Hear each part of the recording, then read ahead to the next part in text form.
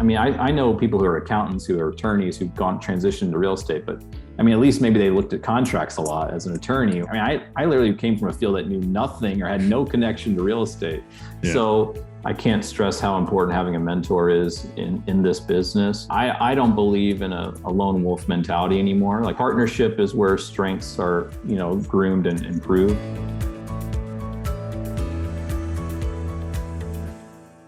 Welcome, everyone, to the Road Less Traveled Show. This is a show about people who were successful in a previous career, then left that career or expanded that career to go down a different path.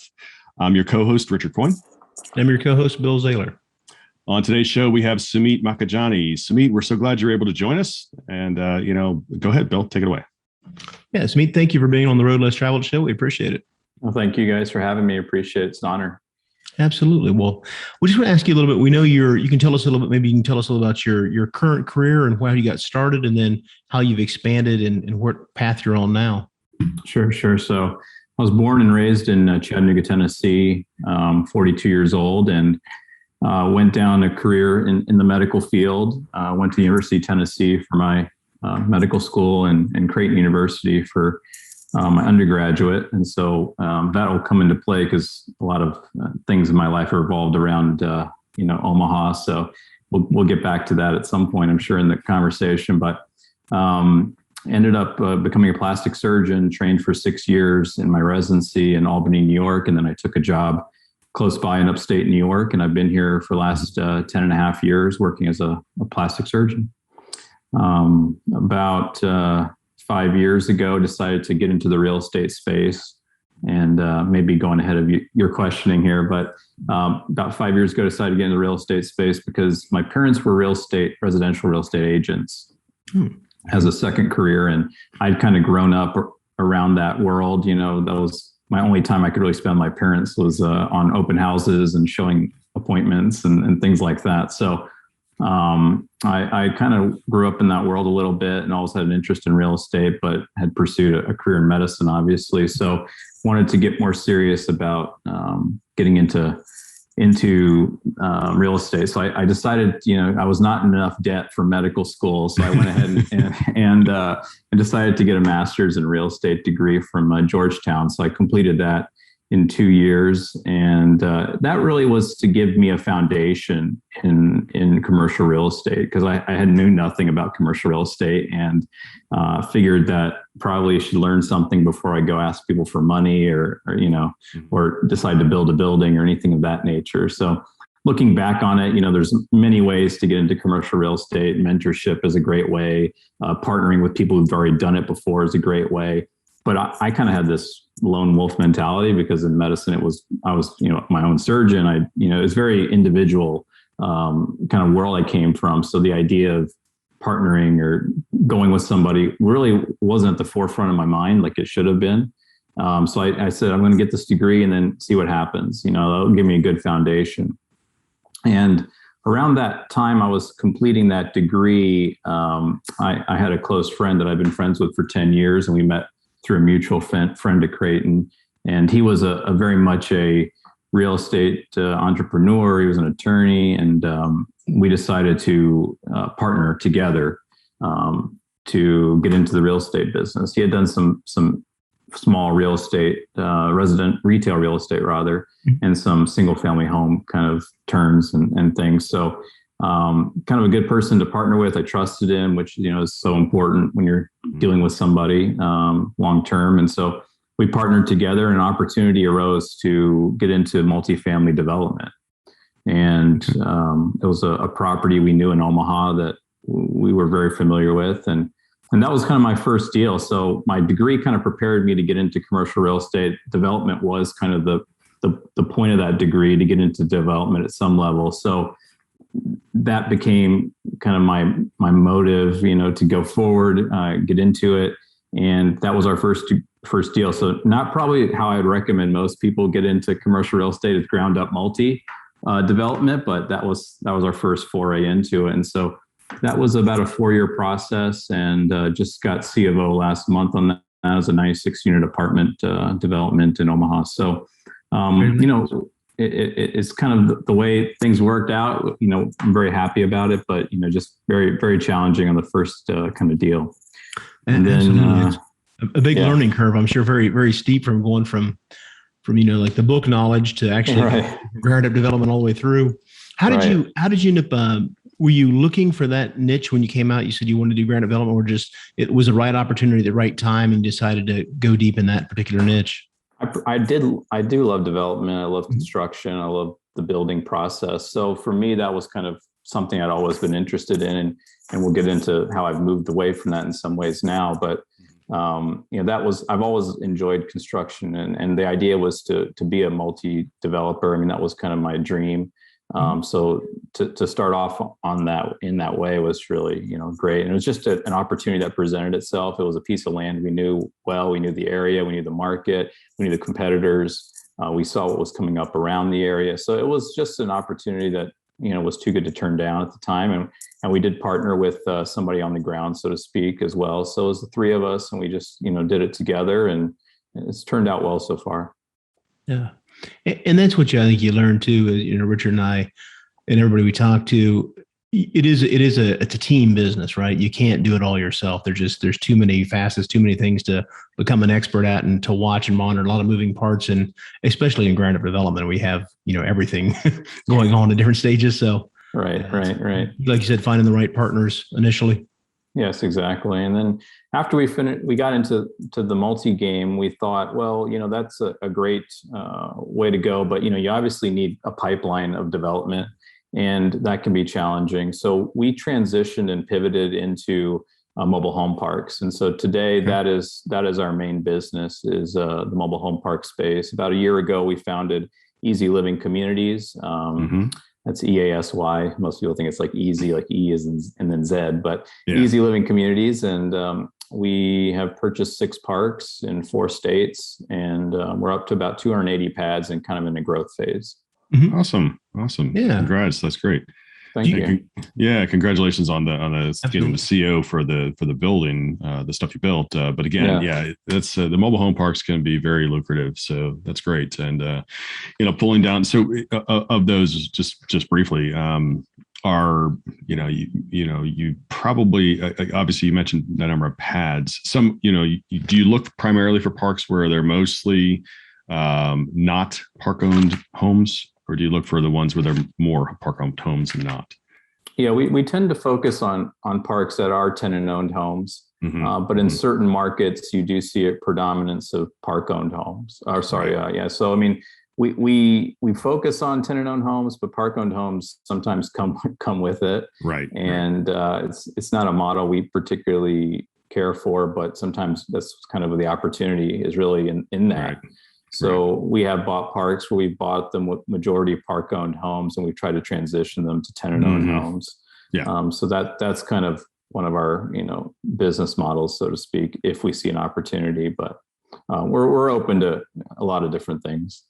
Gotcha. Good. Do you usually look for existing parks, or do you need ground up development as far as creating a park out of right? So to many of your listeners, they may or may not be familiar with the mobile home park industry, but really mobile home parks are really a depreciating type asset in terms of numbers.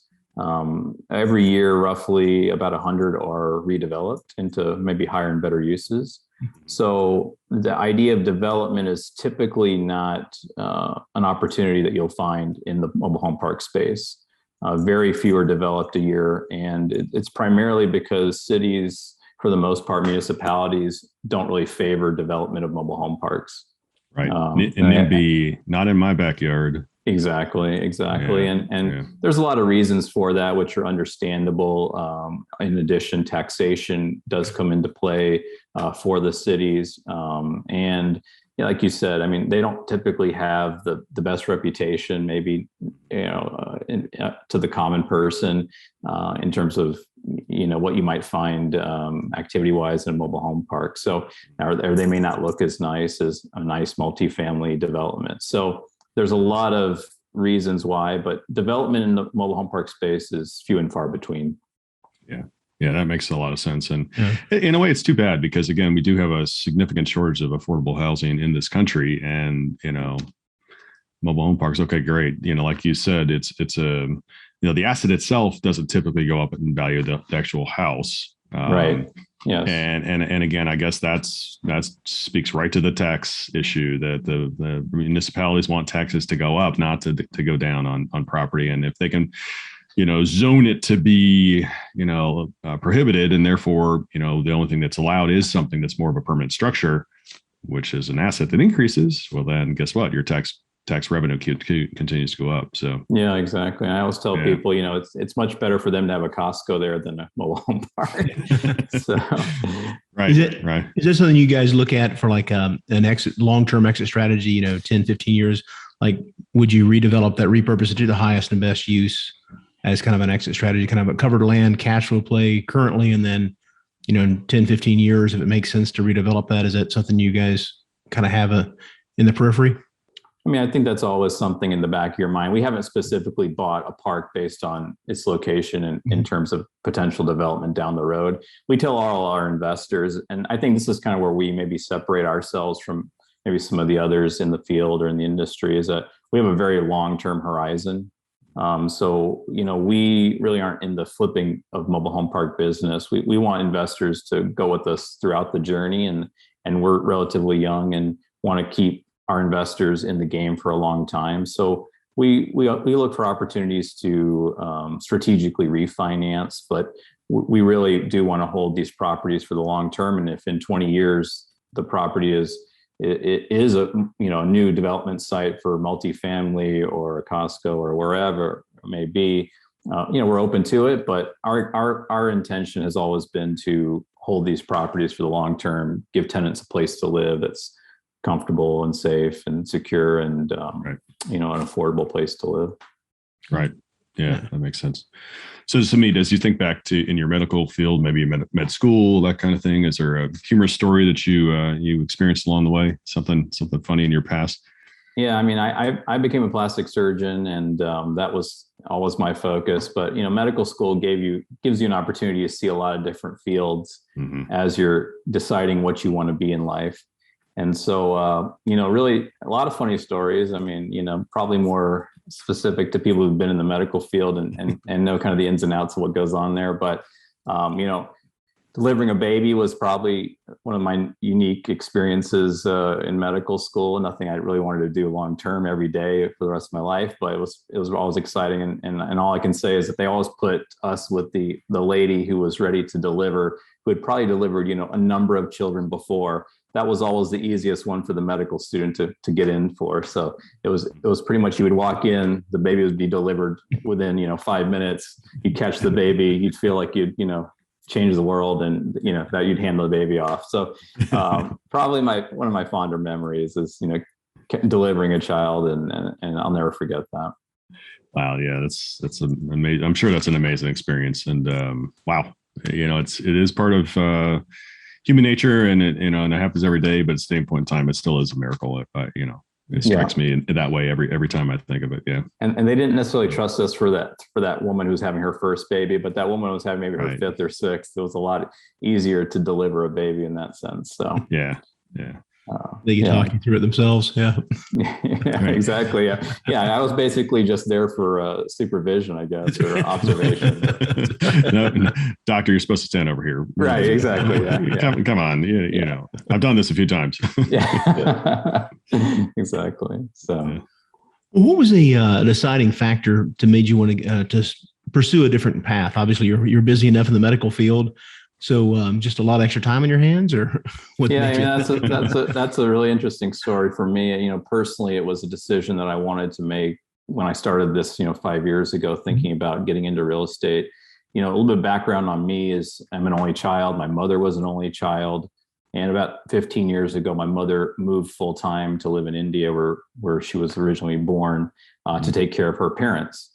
And so my mother was kind of the major breadwinner of our family, and, just had to drop everything basically to move to India to take care of her parents, and has been there basically ever since. So in the back of my mind, I've always thought, my mother did that as an only child, and maybe I might have to take care of my family at some point. My parents, as they get older, you never know what life will bring. And so I always kind of wanted to have a second source of income outside of medicine, because I thought, what if I couldn't day to day go to a job, as a W-2? And what if, they were expecting me at 8 o'clock and I couldn't show up at 8 o'clock because I had to do something else with my family or take care of something or go to an appointment or whatever may come down the road. So I was always looking for passive income. I've gotten into it much deeper as an active participant, but originally, one of the things I did was get into a limited partnership with a multifamily syndicator just to start learning more about the process as I was getting into school for my master's. So, that was kind of always at the back of my mind is what am I going to do if I can't work day to day as a physician? And where am I going to make money outside of my career? Because, obviously we do well as physicians all in all, but what if that income stream dried up? What would I do, long term? So that was really at the back of my mind, always kind of the reason to get into real estate outside of just enjoying it. My parents have been, being in it when I was growing up and just loving construction development and all these things that were kind of coming together for me to think very, very hard and serious about getting into real estate. Yeah, makes sense. Yeah. Yeah, good deal. So Sumeet, can you tell us, so you decided to go pursue a master's and really kind of, use that as a launch pad to, jump in deep and really understand what things were all about, which is awesome. But at the same point in time, when you kind of finish your master's and were really, looking for that first deal, or maybe as you on ground up construction was still going on and you started thinking about mobile home parks, were there some obstacles that you encountered along the way? Yeah, I mean, one of the things in multifamily development I didn't really give a lot of consideration for is the guarantees. You're taking out a major multi-million-dollar loan. You yourself don't really want to guarantee it or can't fully guarantee all that debt. So something that I had never really considered when I was, learning about everything and getting into it was, where are you going to find your guarantors? And so again, a teamwork kind of approach, knowing good partners, people with experience or backgrounds or financial wealth above and beyond your own. I mean, all those things were one of the challenges that I found at the beginning. And then, of course, development is a very scary business in some ways, because you have this time and period where you think this is a good idea, but 4 years later or 3 years later, you're hoping it's still a good idea. And you don't know how the world is going to change between the generation of that idea and the completion of it. So, in that way, there's a lot of risk, which I think a lot of people avoid, obviously, by buying things that are already there. And, so that's another obstacle, is just getting over that kind of mental hurdle and also having enough confidence in your business plan to know that this is still a good idea 3-4 years down the road. But just in any obstacles in terms of just generally getting into it. I mean, I'm relatively new in the space, but it's just a lot of mental hurdles, a lot of things to get through that, you're going to leave possibly a career and move into a different career. That's a scary proposition.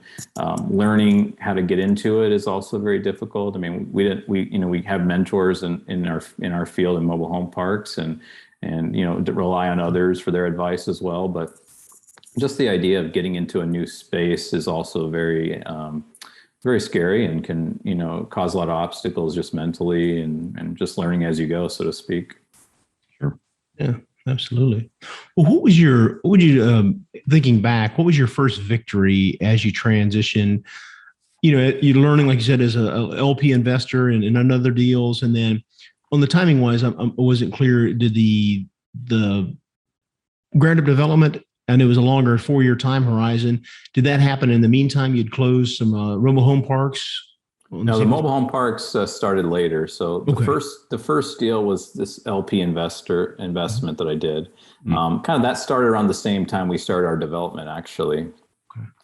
Probably in that same ballpark, and I wanted to see the LP side because I wanted to understand what it was like as a limited partner, totally passive, because I knew one day I would ask people for money to invest with me, and I wanted to get one experience at least under my belt on the LP side and know how to maybe treat our LPs or not to treat our LPs down the road.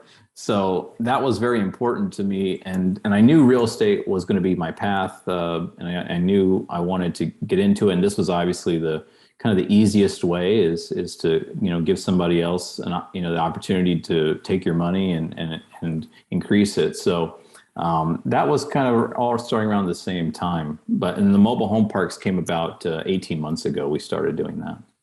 Okay, great. Gotcha. So since you've been dealing with the mobile home parks, and you mentioned you've acquired, what was it, 6 assets in 6 assets states? Yes. Yeah. Again, that's awesome. That's great. Anything humorous along the way that you've experienced with mobile home parks? Yeah, I mean, it is funny because a lot of my world in medicine has transitioned in some ways to my world in real estate, which I was not expecting. But as a doctor, I take call for the hospital that I work for, and I take patient calls. And so at any moment I could get a call from a patient when I'm on call asking me, a number of different questions or concerns. And kind of the same thing happens in the tenant world. Instead of talking to patients, I'm talking to tenants. And, I'm kind of the frontline phone call after our managers, if they need something above and beyond what the manager can provide. And so I still get calls, at all hours, and all kinds of questions and, solutions, kind of trying to find solutions to their problems. So it's kind of a very similar experience. But, we get calls about all kinds of things. I mean, you could ever imagine. I mean, the first kind of what the heck is going on here is I get a call about a sewer blockage, and, you've got sewage coming out of the manhole cover. And, come to find out it was somebody in the park or outside the park who had shoved a bunch of sticks and rocks down the cover, the manhole cover, and lifted it off and clogged the sewer line, causing a backup. So, did not expect that ever, really as an option in my life. Did not think that was ever going to come across my plate, but there you go. It's like, you got a middle of the night kind of problem. How are you going to solve it? And so there's tons of stuff like that. And, had a guy I got a call about who had a deer stand. And I'm familiar with deer stands kind of around here where I live. People are hunting deer all the time, but did not expect one in a mobile home park. But there you go. A guy had a tree stand up in his tree. He had kept there for many, many years. So, things like that you find and really teaches you all about your liability coverage. That's for sure. Oh my gosh. Was the guy actually using it with? He claimed he was not using it, but storing it up in the tree. So, take that for what it's worth. But he is near a wooded area. So, you got to wonder a little bit. But, stuff, there's so many funny stories that come through the calls that I get from the tenants that, it kind of makes you laugh every day. You just can't believe, things that you hear, or this person ran off in the middle of the night, or, all kinds of stuff, so it's kind of an interesting world. But like I said, I was used to taking calls from patients. Now I take calls from tenants, so. Oh, that's funny. That's right. So obviously each of the parks has an on-site manager, but you still wind up as stuff gets escalated to you. Yeah. Right. And we do provide all the tenants a 1-800 type number for us that comes right to me. And the reason we have that in place is because, if something were not being handled at the manager level, that they were still, needed attention, they always have kind of this 1-800 number as a backup number. Or if the manager, went rogue in the middle of the night and disappeared and, nothing was available, they couldn't get anyone to answer the questions. Well, you've got us, as a backup. So we provide that not as a first line call, but as a second line call. But from time to time, you'll get direct calls because the tenants, maybe don't know any better, or they just call that number because they have it. And, we just try to help them out as best we can. But yeah, it's there kind of as a backup. Right. System. Well, actually, that's an incredible service you're offering there. I don't. We know some other folks that run mobile home parks, and honestly, I never thought to ask them. How do they handle problems? Beside when it has to go beyond the on-site manager. Yeah. If they have a similar thing or not, I'm not sure. So yeah, we have weekly calls with all our managers to just be informed. And one of the advantages of living in this day and age is technology has improved to the point where we can kind of keep an eye from a distance on all our assets. So, we ask our managers to drive around the park with the camera in their car, and they send us video of that drive around, on a every other week type basis. And then every week we have a call just to kind of go over everything going on at the park, kind of an agenda of what's going on, what needs to go on, what's the plan moving forward. And so, it's a way for us to keep in touch with our managers to make sure we're following up on items that need to get done and that sort of thing. Oh, great. That makes sense. Yeah. Yeah. Well, where are you today in your journey? So you've kind of transitioned your focus now on the mobile home parks. Do you have kind of a goal for, I know you have to find the right deal, of course, but do you have kind of a rough goal? Like, is it so many pads per year you want to acquire as you grow, scale the business out? Exactly. We do want to scale our business. We're kind of still very much in the nitty gritty of our assets. We still answer the calls. We still talk to our managers routinely. We're still handling all the tenant major issues that come through. We're still handling a lot of the accounting and bookkeeping. So we're very much in the, day-to-day operations of our business and talking to our investors routinely and sending out monthly updates and things of that nature. So as we continue to scale, we'd like to continue to scale and we don't have a pad count, target per se, but we do want to get in more markets, to grow where we are in certain markets already. We think that's an opportunity for us to get scale and, maybe some middle management that can provide a lot of the, kind of the services that we're providing currently. My partner and I doing, kind of the majority of that now. So the idea is to continue to grow, to continue to get bigger in this space and to acquire more properties and pads. But, exact number has not been defined, but, we do know that will allow us to keep growing and finding others to help us in this business. Yeah. I'm just curious, like on like kind of a follow-up on that. You mentioned before, like you initially became an LP and to see like how the communication, what's something you learned from being an LP, like how to communicate or maybe how to improve the process, and then how you've transitioned that forward into your current business? Yeah, I'm a big believer in communication with our investors and our tenants, honestly. Some of our parks, we send out monthly newsletters to our tenants. That comes directly from me. I write it. I provide that to our tenants. So, we're in constant communication with all our investors and tenants. And so that's one of the things I learned as being as an LP is I wanted frequent communication. And as a doctor, I'm constantly communicating with my patients, nurses, staff members, whatever it may be. So, we're very truthful in medicine. We tell it the good and the bad and have to give hard news sometimes. And so difficult information to provide to people sometimes. So I'm used to communicating frequently with my patients. So communicating with our investors was priority number one for me.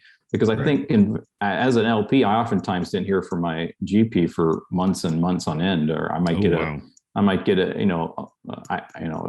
yearly update or something of that nature, but it wasn't as frequent as maybe I was hoping for. Mm-hmm. And that was because they're very large and they have, hundreds and hundreds of investors. I think when you're smaller like we are, we've got less than 20 major investors. So for us, communication is a little bit easier, and we'll figure that out as we get bigger, how to keep that going. But, for us, they can call us anytime. They all have our phone numbers, personal phone numbers. They're mostly friends and family, so they've known us for many, many years. Yeah. So calling us is not a big deal to them or us. We're already used to that relationship. But then also every month, we send out a monthly update of everything at the property for that month. Again, we write that every month. We review it together, my partner and I.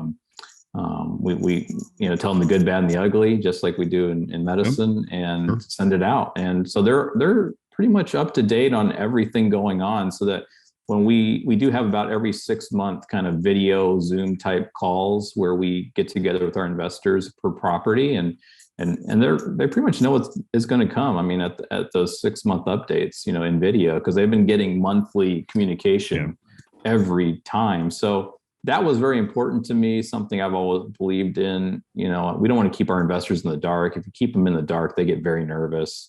Right. And rightfully so, because they haven't heard from you. They don't know what's going on.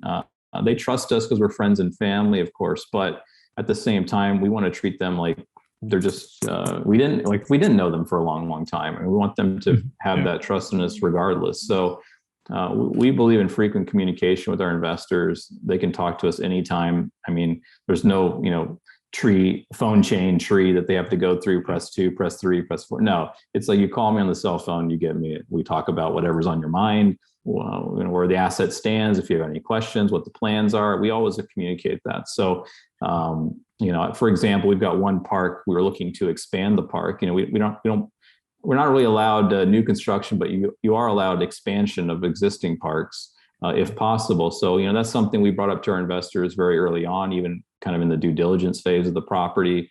And we've just been in constant communication with them about potentially expanding a park. So they understand that that's kind of in the pipeline potentially, depending on how the chips may fall. But it's just things like that. We tell them, this was the rent collection this month. These were major expenses this month, et cetera. So it's pretty detailed, honestly. And then, they don't really have any surprises. So I'm a big believer in constant communication with investors, with tenants, whatever it may be. So.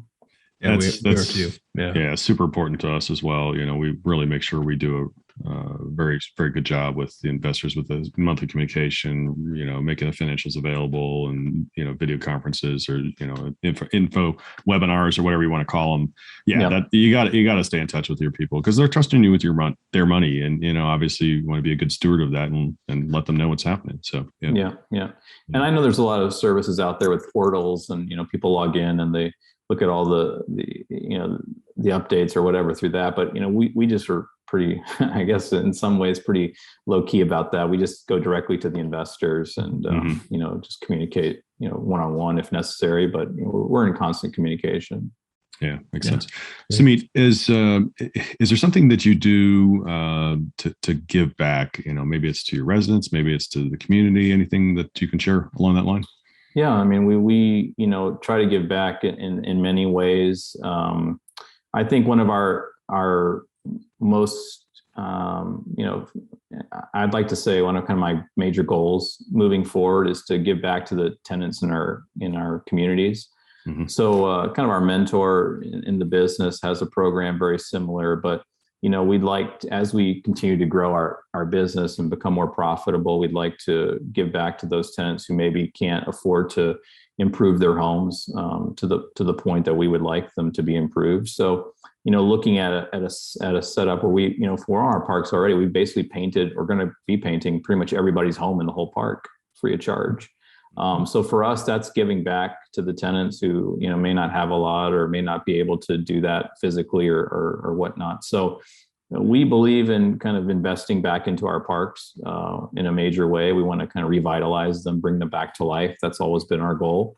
And so, we like to have a more formal program moving forward to identify those tenants who are most in need and give them a service that we can provide. But, we don't have anything super formal right now. It's more of just an informal thing. But giving back to our tenants is really one way we're looking at doing things moving forward as we get further into the years of ownership of these assets. But, we try to do that, even from the beginning when we buy them sometimes. That's great. It's a win-win for everybody. You're doing something nice for the resident. You're keeping the park up and making it look, more appealing, which continues to add to the, to the draw, why people would want to live there as well as stay there kind of thing. So, exactly. I think it's a win-win. We, funny, interesting story. We did our first round of painting in one of our parks, kind of chose 5 homes to paint right off the bat when we bought it, and painted a woman's house, and she kind of picked her color. We had, a choice of 4 colors. She picked her color, and we painted the whole house this color.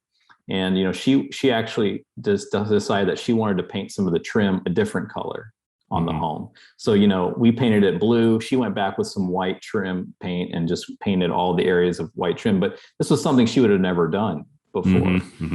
But because she was so excited about how the home looked after painting it blue, she wanted to kind of touch it up just a little bit more to kind of make it unique to her style or her preference. So, you see people get encouraged by you investing in them, they get excited about it. They want to do a little bit too. So it kind of, it's kind of a, it's kind of contagious as it goes, with the residents. They see the next home looks better. They want to keep their yard nicer. Right. So it is kind of a win-win, but we feel like it's giving back to them as well.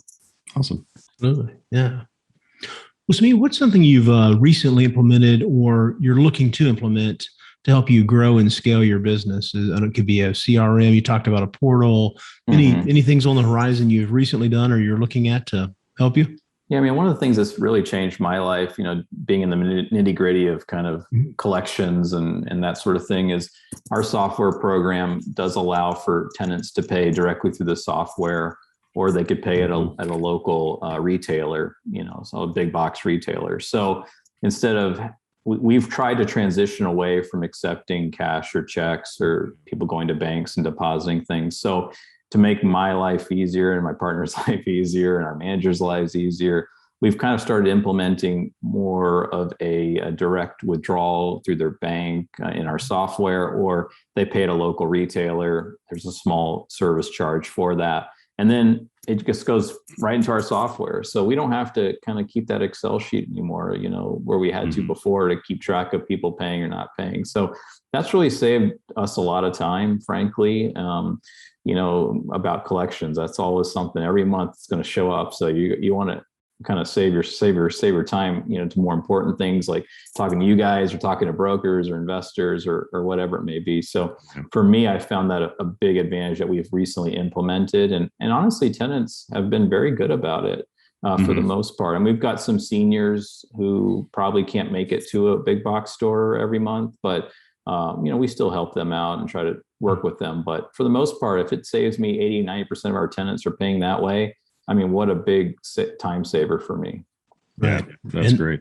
And that's it, right? You're getting systems in place like that, one small change and it opens up a lot of time. And again, as you systematize the whole process, as you have to, as you scale, I mean, because at some point you won't have enough time to handle all the nitty gritty parts without some kind of systematic approach. Yeah, absolutely. I mean, I'm a big believer in systems and scale. I mean, those two things work hand in hand. And as we continue to get bigger, we want to keep implementing more systems, and we change them every month. I mean, it's sometimes, you're constantly working through your systems. I feel like, I mean, we haven't perfected it all, I wouldn't say, and I don't know if anybody ever perfects it, but you just try to, see what's working, see what makes your life easier, see what's making your life more difficult, try to find a system that fits that. I mean, I mentioned the investor portals. I mean, one day we'll probably get there where a lot of it will go through a portal and people will be able to see things more directly, through that. But, we love software. We love technology. We think that's really the key to our business and making our lives easier. I could talk to you about the video calls that we have with our managers, with the park kind of, drive-through. So stuff like that. We're constantly trying to implement new things to make everything better. Right. Yeah. Absolutely. Kaizen, continuous improvement. Yep. So there's always something you can improve in terms of how, even something that's working well, will get stale over time, and you have to kind of continue to be fresh and figure out better ways to do things. So yeah, absolutely. And we take feedback from whoever, managers, tenants, whatever can make their world better, allows us to make our systems better. So yeah. Sumeet, what advice would you share with somebody that's considering, expanding what they do, making a path change, things like that? Yeah, I think path change wise, I've done it, still doing it. I still work part-time as a plastic surgeon, still full-time in our business in the real estate world. But I think for me, one of the things that I would recommend is partnership. I mean, you folks know that as well as anybody. Partnership is really the key. I don't believe in a lone wolf mentality anymore, like I used to when I first started. And certainly my business partner brings a ton of expertise to the table that I do not. And maybe I bring some expertise that he doesn't have as well. So I think partnership is where strengths are, groomed and improved upon. And so unless you're, one of those people who just loves doing everything on your own, which there are those people out there, but for me, partnership has been key.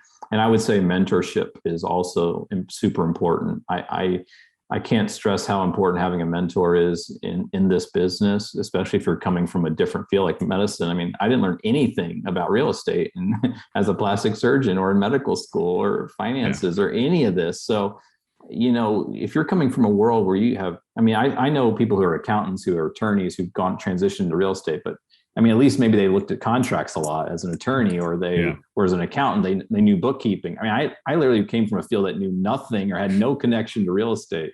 Yeah. So when you think about that, I could fix a lot of things, but I don't know how to fix certain things in real estate because I was never exposed to them. So having a mentor is so important, even for people who are in tangential fields, but mine was so far from anything in real estate, right. That I knew nothing. There's an expression, learn from your mistakes. Well, the better way is actually, I'd rather learn from the mistakes of others. And that's what a mentor does for you. They help you learn fast about X or Y. Yeah, I was just finishing up with the mentorship. I feel it's so critical. In any field in real estate, is to find a mentor you trust and you kind of emulate in many ways and believe you have the same kind of values. So yeah, that's super important. Yeah. Yep. Well, Sumeet, what's the best way for listeners to reach out to you and learn more about what your current projects are? Yeah, I'm always available on cell phone. I always give that out to any person who does want mentorship. I'm happy to do that. I mentor young folks now, and people are just getting into the business, or anybody wants to connect, you can always call me directly. I give out my cell phone is 402-850-1315, and call me anytime, text me, whatever. And then our website is easylivingcommunities.com. Feel free to connect with us through that as well.